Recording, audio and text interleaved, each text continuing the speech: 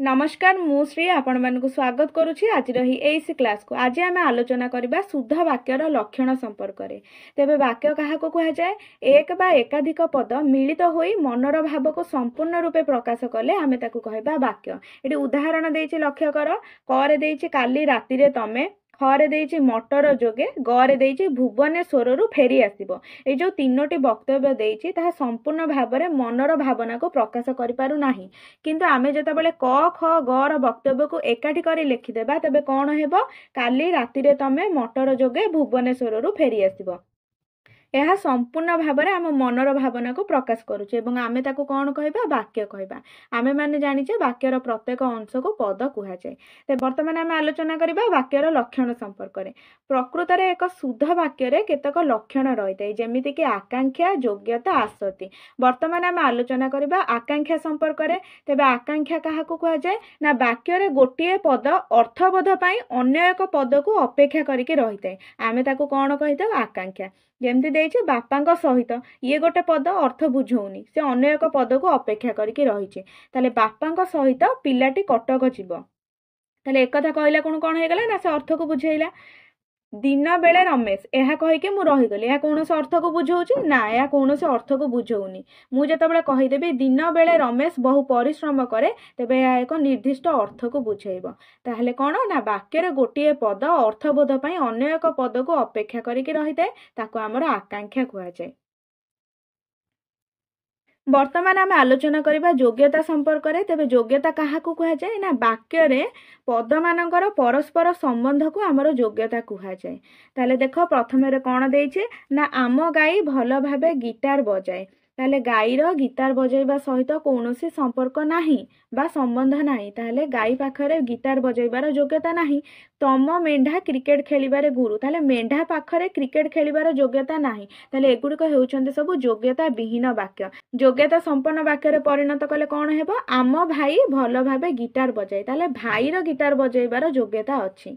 तम पुओ क्रिकेट खेलिबारे गुरु। ताले पुओ पाखरे क्रिकेट खेलिबार योग्यता अछि किंतु मेंढा पाखरे क्रिकेट खेलिबार योग्यता नाही। ताले आकु कौन कुहागला योग्यता।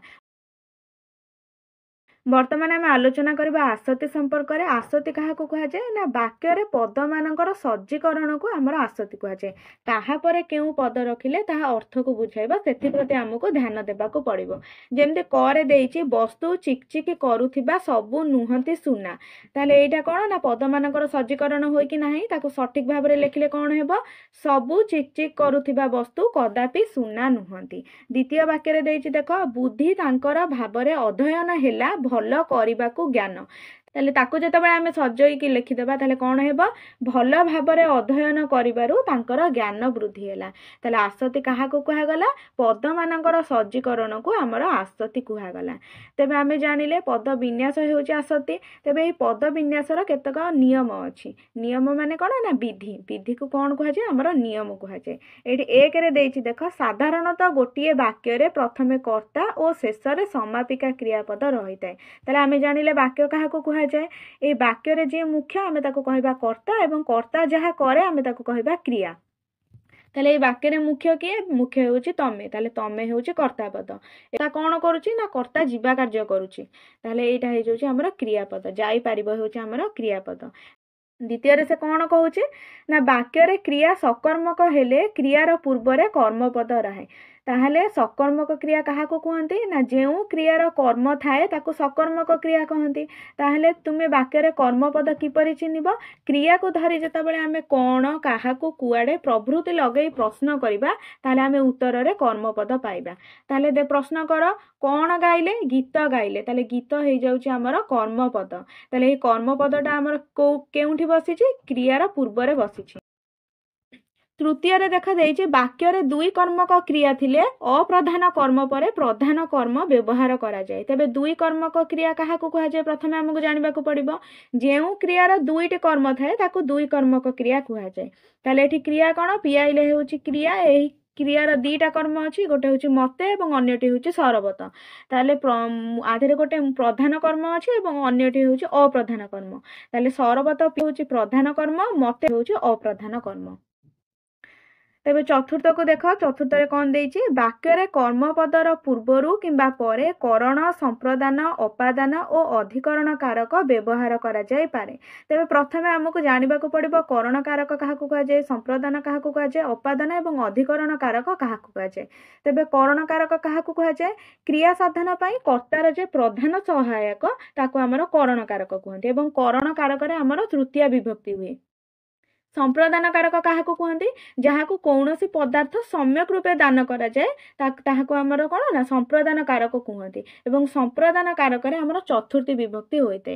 अपादान कारक काहाकु कहंती जहाटारु किछि विच्छिन्न हुए ताकु अपादान कारक कहंती एवं अपादान कारक रे हमर कोन ना पंचमी विभक्ति होइते। अधिकरण कारक केउठी होइते ना कौनसी स्थान बा समय को जे बुझाई थाए हमर सेठी अधिकरण कारक होइते एवं अधिकरण कारक रे हमर सप्तमी विभक्ति होइते। एठी देइछि क रे देख से जमीरु भल फसल उत्पादन करिसंती ताले भल फसल हो जाउछि हमर कोन ना कर्मपद हो जाउछि ताले जमीरु हो जाउछि हमर कोन ना कारक पद ताले एटा केउ प्रकारर कारक एटा होउछि हमर अपादान कारक। अपादान कारक कोन पई हैला कारण जमीरु फसलटा हमर कोन हेछि ना विच्छिन्न हेछि जेहेतु विच्छिन्न हेछि हमर एठी अपादान कारक होइछि। गाँ रे मु काहा देखा पाइली नै ताले गाँ रे होउछि हमर अधिकरण कारक।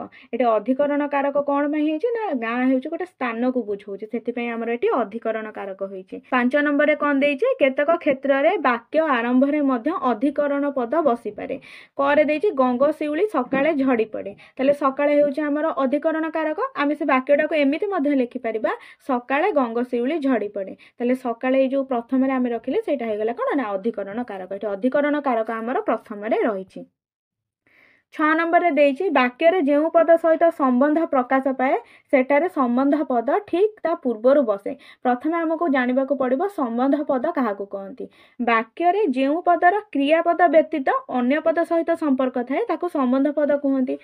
ताहले एठी देखो एठी तो क्रियापद नाही नारणर कोदाळ सहित संबंध अछि ताहले एठी कोन हे जिवो नारण हे जिवो हमर संबंध पद। गजपतिंग उआस ताहले उआस सहित काहार संबंध अछि गजपतिंगर संबंध अछि ताहले गजपति हे जिवो हमर संबंध पद।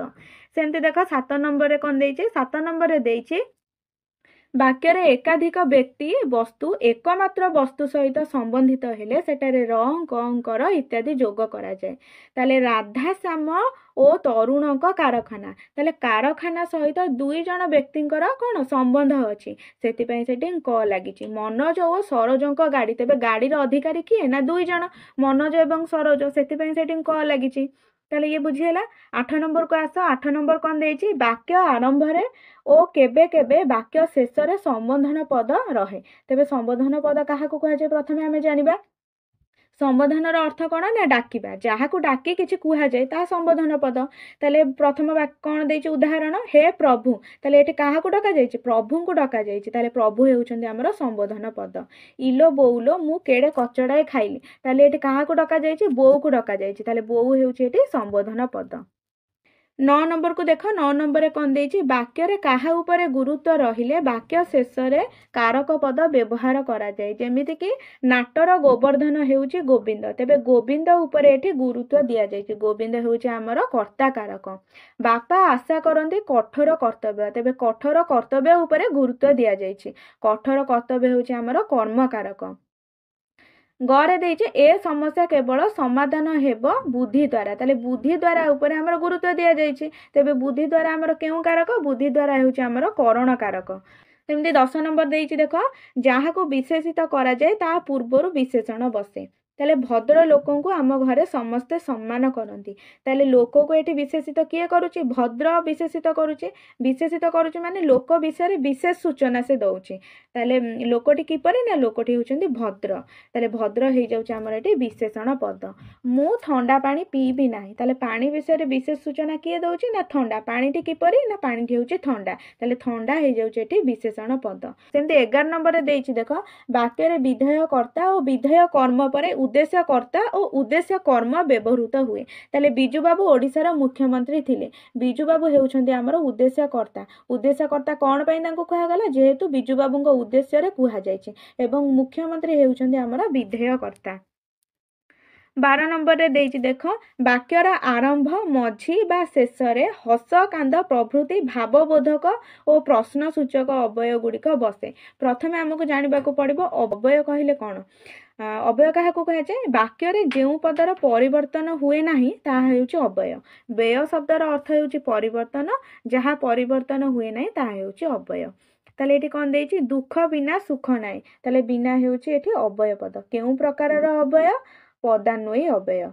ଗୁରୁଙ୍କ ଠାରୁ ଚପଳା ଗୀତ ଶିଖିବ। ତାହେଲେ ଠାରୁ ହେଉଛି ଅବୟବ ପଦ। କେଉଁ ପ୍ରକାରର ଅବୟବ? ବିଭକ୍ତି ସୂଚକ ଅବୟବ। ତମେ କ'ଣ କିଛି ଜାଣିପାରୁନା? ତାହେଲେ କ'ଣ ହେଉଛି ଆମର ଅବୟବ ପଦ? କେଉଁ ପ୍ରକାରର ଅବୟବ? ପ୍ରଶ୍ନ ସୂଚକ ଅବୟବ। ସାବାସ ଜୟରାଜ ଗୁରୁ। ତାହେଲେ ସାବାସ ହେଉଛି ଆମର ଭାବବୋଧକ ଅବୟବ। ତେବେ ବର୍ତ୍ତମାନ ଆସ 13 ନମ୍ବରକୁ। 13 ନମ୍ବରରେ କ'ଣ ଦେଇଛି? ବାକ୍ୟରେ ବାକ୍ୟ ଦ୍ୱୟର ଓ ପଦ ଦ୍ୱୟ ମଝିରେ ସଂଯୋଜକ ଓ ବିଯୋଜକ ଅବୟବ ବ୍ୟବହୃତ ହୁଏ। ତେବେ ପ୍ରଥମେ ଆମେ ଜାଣିବା ସଂଯୋଜକ ଅବୟବ କାହାକୁ କୁହାଯାଏ ଏବଂ ବିଯୋଜକ ଅବୟବ କାହାକୁ କୁହାଯାଏ। ତେବେ ସଂଯୋଜକ ଅବୟବ କାହାକୁ କୁହାଯାଏ? ଯେଉଁ ଅବୟବ ଦୁଇ ବା ତତୋଧିକ ପଦ ବା ବାକ୍ୟକୁ ସଂଯୋଗ କରେ ତାକୁ ସଂଯୋଜକ ଅବୟବ କୁହାଯାଏ। ଉଦାହରଣ ଦେଖ, ମାଧବ ଓ ନାରଣ ପ୍ରକୃତରେ ଦୁଇ ବନ୍ଧୁ। ଓ ଅବୟବଟା ଆମର କ'ଣ କରିଛି? ନା ମାଧବ ଓ ନାରଣକୁ ସଂଯୋଗ କରିଛି, ସେଥିପାଇଁ ଓଟା ହେଇଯାଉଛି ଆମର ସଂଯୋଜକ ଅବୟବ। ବିଯୋଜକ ଅବୟବ କାହାକୁ କୁହାଯାଏ? ନା ଯେଉଁ ଅବୟବ ଦୁଇ ବା ତତୋଧିକ ବାକ୍ୟକୁ ପୃଥକ କରେ, ଅଲଗା କରେ, ତାକୁ ବିଯୋଜକ ଅବୟବ କୁହାଯାଏ। ଘରେ ଯେମିତି ଦେଇଛି ଦେଖ, ସେ ସୋମବାର ଆସିବେ କିନ୍ତୁ ବୁଧବାର ଫେରିଯିବେ। ଏ ଯେଉଁ କିନ୍ତୁ ଅବୟବ ପଦଟା ଆମର କ'ଣ କଲା? ନା ଦୁଇଟା ବାକ୍ୟକୁ ଅଲଗା କରିଦେଲା। ତାହେଲେ ଏଇଟା ହେଇଗଲା ଆମର ବିଯୋଜକ ଅବୟବ। ତେବେ ବୁଝିଲ ସଂଯୋଜକ ଅବୟବ କାହାକୁ କୁହାଗଲା, ବିଯୋଜକ ଅବୟବ କାହାକୁ କୁହାଗଲା। ତେବେ ଆଜିର ଆଲୋଚନାରେ ଏତିକି ଥାଉ। ଦେଖା ହେବା ନେକ୍ସଟ ଆଲୋଚନାରେ। ଜୟ ଜଗନ୍ନାଥ।